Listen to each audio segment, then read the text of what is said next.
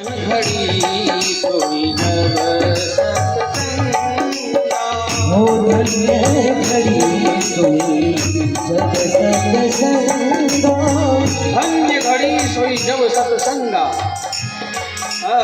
संतों ने कहा कि वही घड़ी धन्य है जिस घड़ी में भगवान का भजन होता है, जिस घड़ी में भगवान का सत्संग होता है, बस वही घड़ी धन्य है। बाकी तो जो हम समय संसार में गुजार रहे हैं ना, यह तो बस व्यर्थ समय हम बर्बाद कर रहे हैं। और वह देश धन्य है जिस देश में मेरे भगवान की कथा होती है। राधे राधे।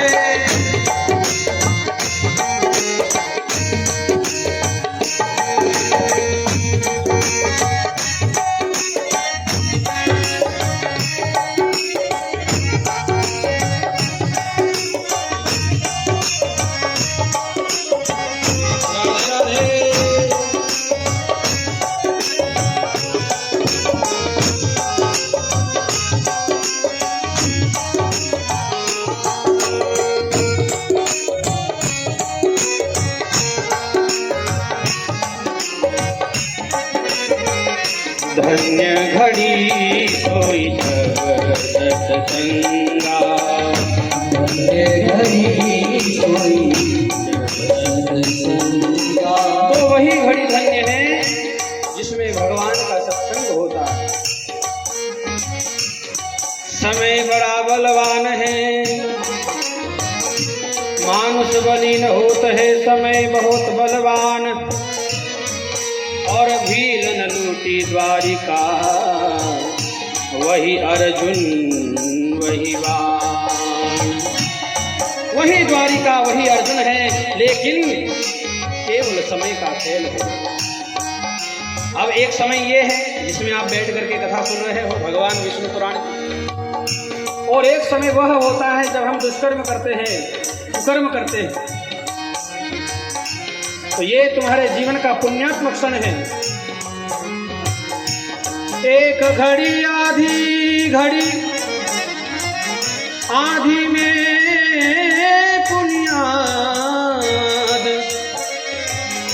तुलसी संगत साधु की, हरे को अपराध।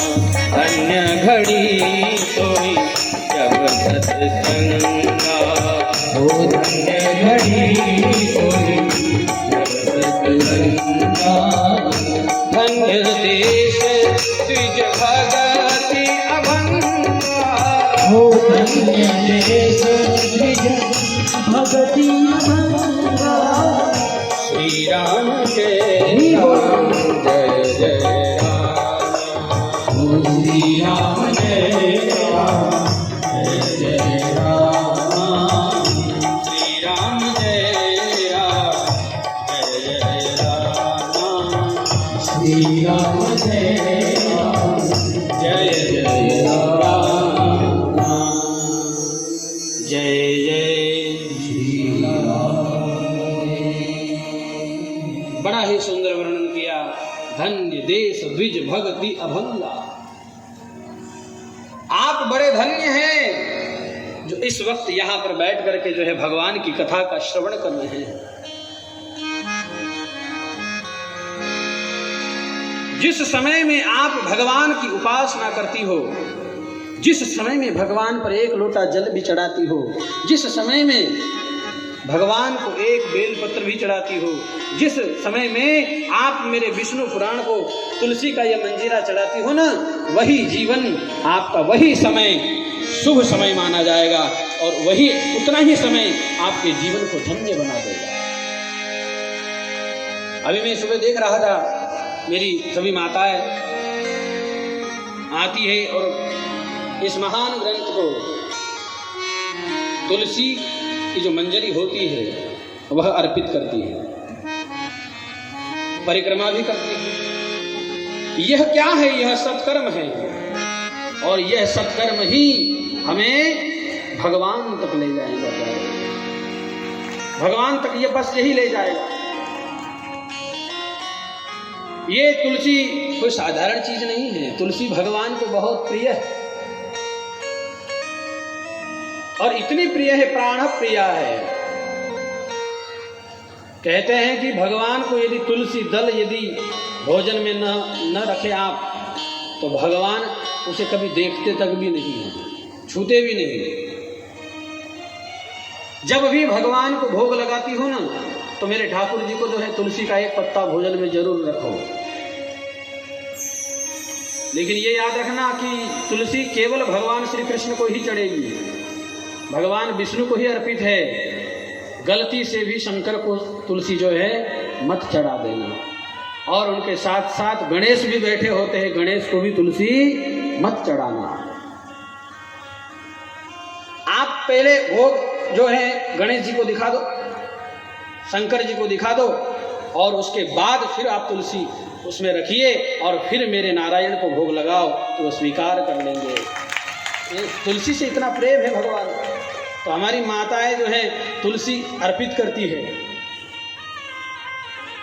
अच्छा, ये पता है आपको कि गणेश को तुलसी क्यों नहीं चढ़ती है? शिव जी को तुलसी क्यों नहीं चढ़ती है? क्योंकि यह श्रापित है। तुलसी को भगवान गणेश ने जो है श्रापित किया हुआ है।